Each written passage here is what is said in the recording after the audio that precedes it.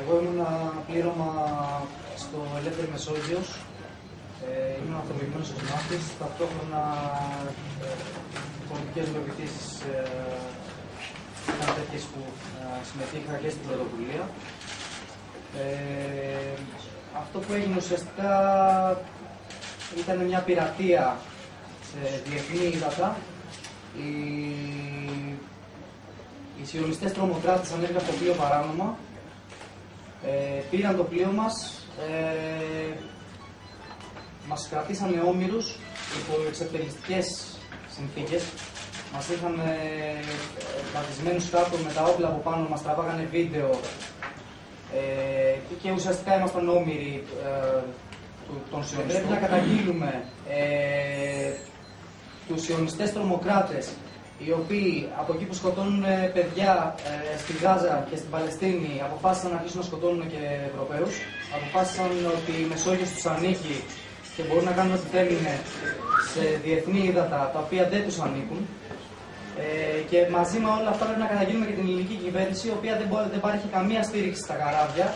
Βρισκόμασταν σε επικοινωνία την ώρα που γινόταν η πειρατεία από τους σιωνιστές με την ελληνική κυβέρνηση και δεν κάνανε απολύτως τίποτα, μείναν άπρακτοι, δεν παρήχαν καμία ασφάλεια στα καράβια, δεν απαντούσαν καν στα τηλέφωνα. Το λιμενικό που είχαμε μια επικοινωνία με τους ασύρματους δεν έκανε τίποτα ουσιαστικά. Η πρεσβεία ήταν άφατη στο Ισραήλ, δεν επικοινωνήσαμε με καμία πρεσβεία, με κανένα δικηγόρο, δεν είχαμε επαφή με κανέναν. Δεν μπορέσαμε καν να πάρουμε τηλέφωνο πουθενά. Εμένα προσωπικά με απελάσανε χωρίς τη θέλησή μου και η μόνη επικοινωνία που είχα με κόσμο ήταν αφού πάτησα το πόδι μου στην Ελλάδα. Οι δικοί μου δεν ξέρουν ούτε τι γίνεται, ούτε τι κάνουν εκεί κάτω. Θα πρέπει να καταγγείλουμε και την κυπριακή κυβέρνηση, η οποία και καθυστέρησε την αποστολή, δεν της παρήχε καμία στήριξη.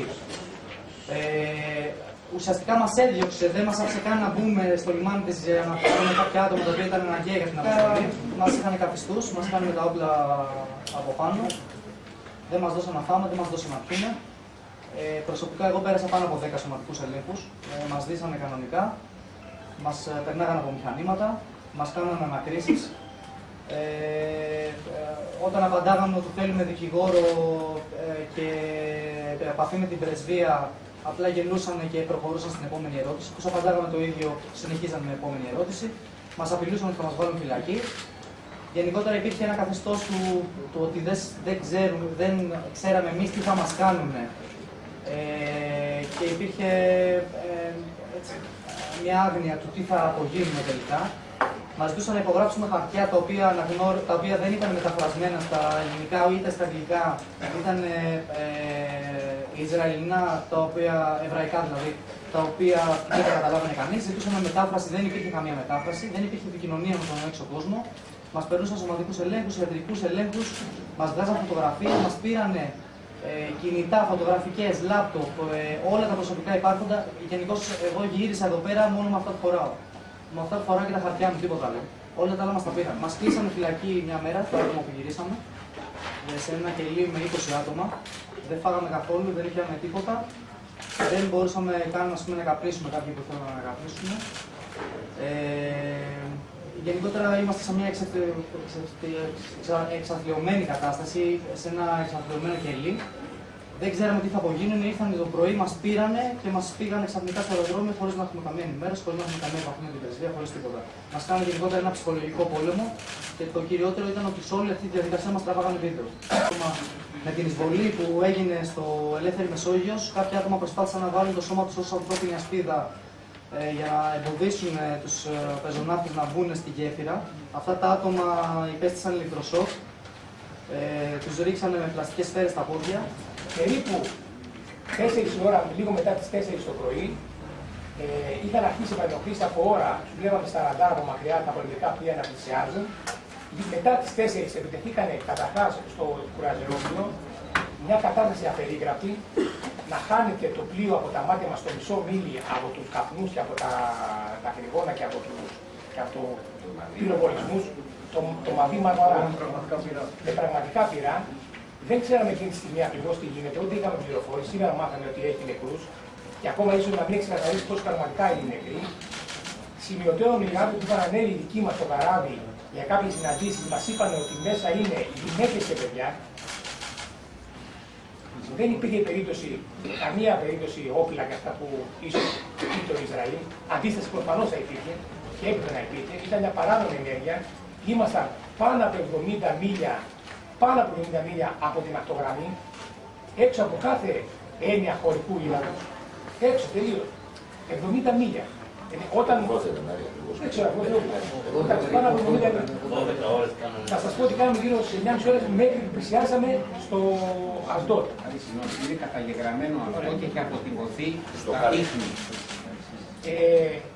Μετά από αυτό επιτεθήκαν στα τουριστικά σκάφη και τελευταία σε εμάς, εμείς δεν σταματήσαμε την πορεία μας. Είχαμε συνέχεια απειλές από το ναυτικό, το πολεμικό ναυτικό του Ισραήλ, ότι σταματήστε, θέλετε σε εκείνο τη ζωή σας, είστε απογορευμένοι περιοχή κτλ. Είχαμε μόνο μία διονία το πρωί για να μάθει το στίγμα, το οποίο το ήξερε το στίγμα, η ελληνική κυβέρνηση. Ζητήσαμε να μας δώσει εντολές η ελληνική κυβέρνηση για το πλοίο και ελληνική σημαία, το Ελεύθερη Μεσόγειο. Δεν είχαμε καμία απάντηση γι' αυτό. Προχωρήσαμε κανονικά στην πορεία μας, με κατεύθυνση νότια και κάποια ώρα γύρω στις 5 παρά, δεν θυμάμαι ακριβώς, 5 παρά κάνα δεκάλεπτο, είναι τέταρτο. Εκείνη την ώρα λοιπόν μας επιτεθήκαν 3 φουσκωτά σκάφη. Εμείς τη μόνη αμυντική ενέργεια που είχαμε κάνει, είχαμε βάλει σηματόπλεγμα καθωτό γύρω-γύρω περιμετρικά στο κουπασί του καραβιού και 2 κομμάτια πάλι σηματόπλεγμα κάθετα μπροστά στο μπροστινό αμπάρι. Για να εμποδίσουμε από την επίθεση από τον αέρα ή από τη θάλασσα. Αυτό φασικά ήταν ανέφικτο. Δεν προβάλαμε αντίσταση όταν ανεβήκαμε στο καράβι. Χτυπηθήκαμε. Τα είπε προηγούμενα ο Μιχάλης. Με πιστόλια που κάνουν ηλεκτροσόκ και με σφαίρες πλαστικές. Κρατηθήκαμε όμοιροι σε απαράδεκτες συνθήκες. Και για την προσωπικότητά μας και για την ψυχολογική μας κατάσταση. Όταν φτάσαμε στο λιμάνι του Ασδότ, η κατάσταση ήταν απερίγραπτη. Ήταν μια διαδήλωση από αστυνομικούς. Είναι απίστευτο το πράγμα. Δηλαδή, μιλάμε σε. Όσοι είμαστε εδώ πέρα, στο ίδιο χώρο ήταν αστυνομικοί. Έτσι. Με απειλές, θα πάτε φυλακή, ή θα φύγετε, θα πάτε φυλακή κτλ. Δεν μας δεχόντουσαν να μιλήσουμε είχαμε δικηγόρο, ακτιβίστρια Ισραηλινή που μπορούσε να παρέσει νομική βοήθεια. Ζητήσαμε να μιλήσουμε με την πρεσβεία, μας παρανεώτησαν. Μια κατάσταση πραγματικά τρομοκρατίας. Έξω από κάθε όρια, νομιμότητας. Αλλά αυτό εξάλλου το Ισραήλ. Αυτό που μας είπαν εκεί πέρα και που μας λένε γενικώς οι Ισραηλοί είναι ότι εάν δεν υπογράψουμε αυτές τις δηλώσεις που μας βάζανε να υπογράψουμε, που εκτός από δηλώσεις για απέλαση ήταν και δηλώσεις μετανοίας, ας πούμε, στο Ισραηλινό καθεστώς ή δηλώσεις ότι αποδεχόμαστε τις διάφορες συνθήκες που έχει προσπαθήσει να κατοχυρώσει το Ισραηλινό καθεστώς κατά καιρούς. Όσοι λοιπόν δεν υπέγραφαν αυτές τις συνθήκες, μας είπαν ότι θα περνούσαν από δικαστική κλίμα συνεργασίας από εμάς, ούτε κανείς τους απαντούσε σε τίποτα. Αυτά που ήταν οι πρώτες ερωτήσεις που κάνουν, ας πούμε, σε μένα ήταν γιατί ήσουν στο πλοίο πάνω. Τους απάντησα ότι δεν μιλάω χωρίς δικηγόρο, θέλω να επαφή με την πρεσβεία μου, είναι δικαίωμά μου να έχω επαφή με την πρεσβεία. Και συνέχισαν να με ρωτάνε πράγματα όπως αυτά σου λένε να λες, αυτά σας έχουν μάθει. Γιατί ήσασταν εκεί, είστε τρομοκράτες και τέτοιου είδους, ας πούμε, λακκοί.